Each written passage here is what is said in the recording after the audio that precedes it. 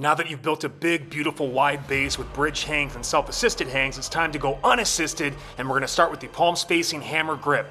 This puts your joints in a neutral position, making it very joint friendly, but it will also target your brachialis muscle more. That is that muscle sandwiched between the biceps and the triceps. Here's what it looks like if you remove all the other muscles, and it's a foundational grip that I want you to really hammer home. Pun intended. A closer grip will challenge your mobility more, where a wider grip will test your stability. Ultimately, I want you to mix between those grips and continue to work on our scapular movement, side-to-side movement, and rotational actions to really traction and decompress the spine. We're using all of our body weight now, so now you'll really feel the benefits of hangs to your overall spinal health and performance, so get ready to make it happen. Unassisted shrugs will really build your scapular strength, mobility, and stability. So be sure to keep focusing on expanding that range of motion. Lean back as far as you can, pulling those shoulders down and back and looking skyward, and then drive as far forward as you can to really open up those shoulders. Keep in mind your range of motion will be greater self-assisted, so bridge that gap. In terms of leg positioning, you have a bunch of options to choose from based on your goal and also your bar height. The classic option is feet behind the body. Typically people will wrap the legs behind their body or they'll kind of squeeze them together. I like the tuck body positioning, which really helps engage your hip flexors more and helps with the lower bar heights. The most challenging option is hollow body, creating that banana-like shape while hanging. It's a gymnastics hold that will test you to the max. And then there's also the ball squeeze. Now, you can squeeze anything between your legs, a foam roller, a yoga brick, a light medicine ball, but try to squeeze as heavy a ball as you can, because that's gonna allow you to get more of that decompression and tractioning through the pelvis and the lumbar spine, also activating the pelvic floor, strengthening your adductors, all that good stuff. A self-assisted drop set is where you hang as long as you can unassisted and then back off to the easier unloaded self-assisted option to extend the time of your tension and blend strength and stamina. A mechanical drop set involves going from a vertical hang, which is more challenging, using more of your body weight, to a horizontal bridge hang, which unloads you but also continues to work the same muscle. So this is a competitive bodybuilding style stack. The pump and burn is off the charts. The next grip we'll focus on is the over-under or mixed grip. Now, why would we use this grip? Well, number one, this is actually a unique anti-rotation core challenge, more so than going double over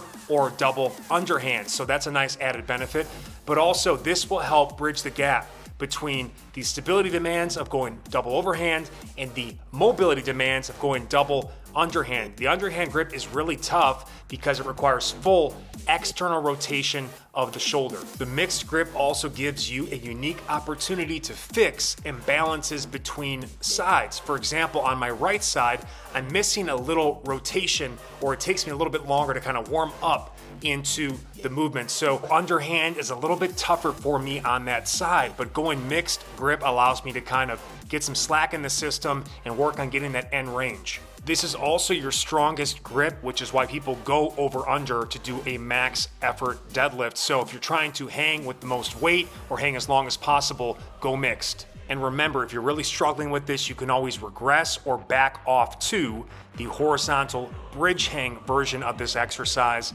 Ideally, I'd like you to stack a vertical and horizontal mixed grip for the best of both worlds. After mastering the hammer and mixed grip, now it's time to go double underhand. So now your shoulders are fully externally rotated. This will challenge your mobility to the max, especially with the wide grip. That's my favorite drill. I do it every day. I go super wide underhand, and once you can do that and get comfortable in that position, every other grip is child's play. As with all of our grips, mix between closer and wider options.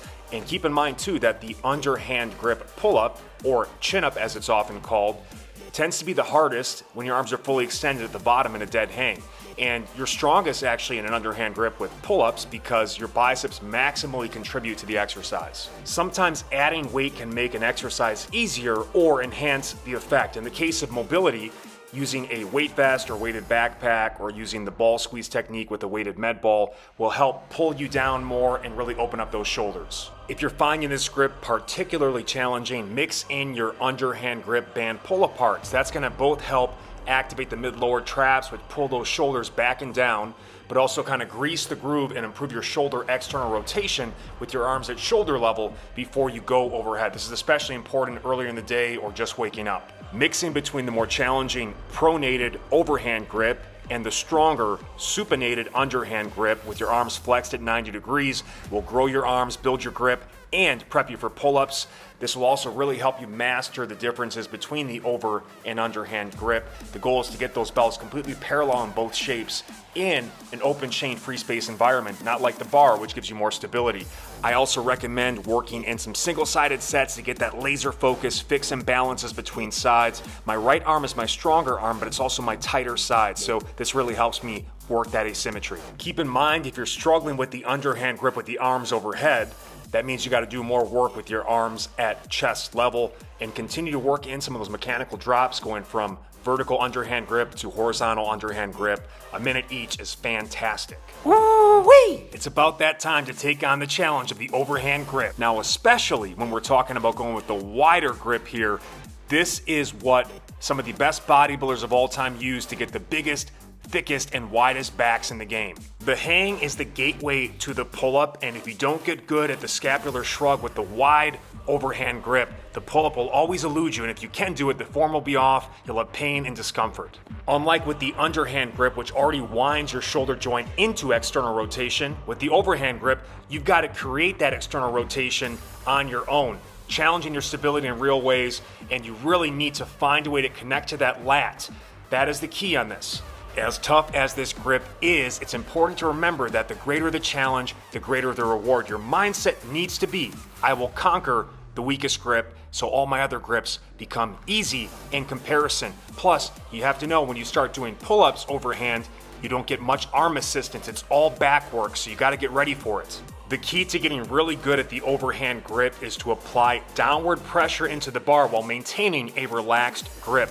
The hollow body hold is a major stability test that requires you to do this. I highly recommend warming up with 10 to 20 overhead pull-aparts to activate your lower traps, which pull your shoulder blades down to prevent shoulder impingement with the arms overhead. And part of the reason we started by building that horizontal base with bridge hangs is you need to get good at the wide grip at shoulder level first.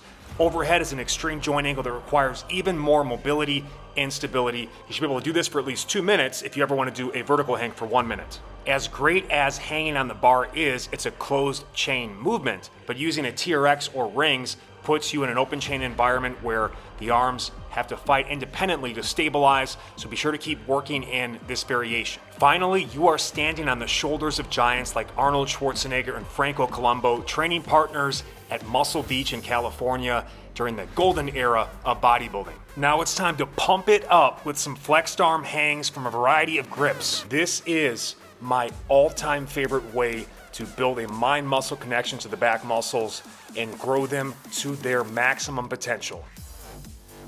Our goal here is to strengthen the 3 key joint angles to maximize hang and ultimately pull up performance. That top position with your chest as close to the bar as you can. That middle position with the arms flexed at 90 degrees, typically the sticking point on the drill. And then ultimately to that dead hang, that good stretch, adding some motion, multi-directional, some scapular shrugging. It's such a phenomenal sequence. My favorite method is the multi-level flow from top to middle to bottom.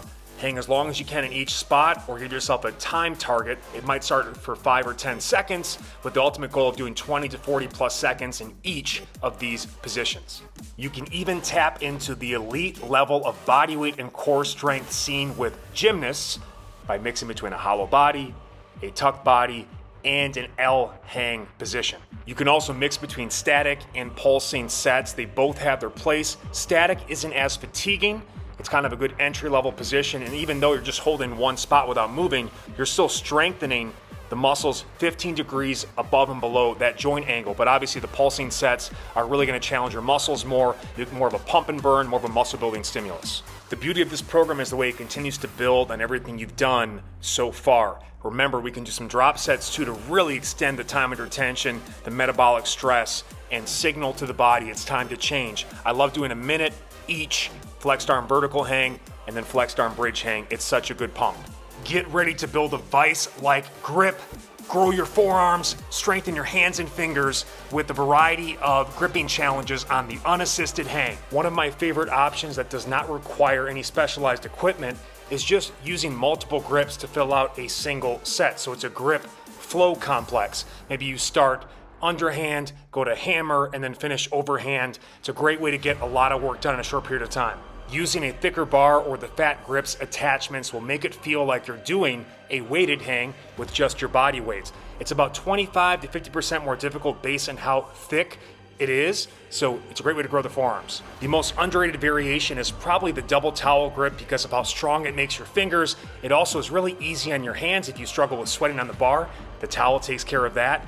And you'll find you'll be able to hang only about half as long as normal, or it cuts your pull-up reps in half too. The uneven towel grip is much easier because one hand is on the bar and the other hand using the towel is self-assisting. The lower you grab on the towel, the less assistance you can provide. And it's also a great way to start working on kind of self-assisted single arm holds because the one arm hang is the ultimate test of grip and shoulder strength. As outlined in previous weeks, you can take that towel grip and make it much more challenging with a thick band because of the extra core activation and shoulder stabilization required due to the oscillation of the elastic band. It's one thing to be able to do the rotating grip with your feet on the floor for self-assistance, or even the horizontal bridge hang with the arms at shoulder or chest level, but the overhead version of this unassisted is a true test of mobility, stability, and strength. New equipment alert! Honestly, I'm not trying to sell you on more equipment, but strongmen, arm wrestlers, most grip-intensive athletes do a lot of specialized, dedicated, isolated finger,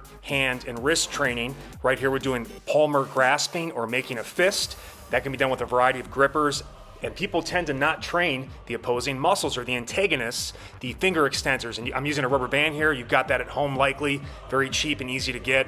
There's some specialized attachments as well that take a little bit longer to get on, but they do stay in place pretty well. But again, these are great for higher reps. It kind of rounds out the training. If you feel like your hands are really stiff on the bar or you've got arthritis, this will help a ton. Proper progression begins with mastering stability and isometric strength before adding dynamic challenges like you're watching right here. And you built the base now to really make things more fun and exciting with a variety of planes of motion and movement drills to take your hangs to the next level. Unlike with weight loss, where the goal is just to get the scale number to go down and just obsessing about just a number readout, with performance training, you actually feel the gains. You're doing things you couldn't do just a couple days or weeks or months ago, and it really empowers. Unlike kipping, which uses your legs to generate momentum, we're actually using the shoulder girdle to create the movement here, building upon weeks of working that scapular shrug. So start slow and build it up. It's also time to start building that side-to-side strength with lateral shifting, keeping the arms as straight as you can, and then loading up to one side. This actually will help prep you for advanced pull-up variations like the archer pull-up or typewriter pull-up, with the ultimate goal of doing a single arm pull-up. One of the major goals of this program was to bulletproof the spine, decompress, and anti-age it. Reverse a lot of the damage of gravity and life and activity, wear and tear. Squeezing a heavy medicine ball and creating this rotation, just wrapping from side to side using your core muscles will do the trick. This obviously really smokes the entire upper body and core, but this is open chain, free space hip training. It's gonna help a lot with your gait, running, walking, jumping performance. I love it. Honestly, this is probably the single best abs exercise in the game. You can go with heavier medicine balls to increase the challenge. I like sets of 5 to 10 reps, bringing those knees all the way to the elbows. Another great option is the pumping L hang, which works the middle quad rectus femoris muscle, which both extends the knee and flexes the hip. What a challenge. All great programs start at ground zero. They build a wide base. We drip the skills day by day. We simplify the complex, but you get to the point where you get that movement database, and now we can start to freestyle, flow, listen to our bodies, and unlock unlimited opportunities.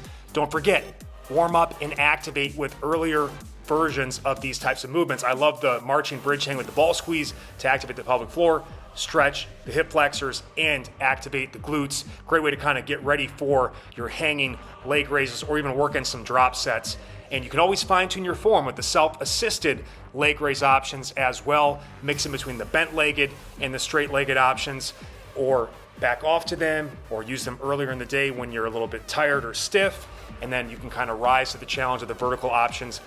in the afternoon or the early evening, but don't ever forget the basics. The basics are never too basic, no matter how advanced you get.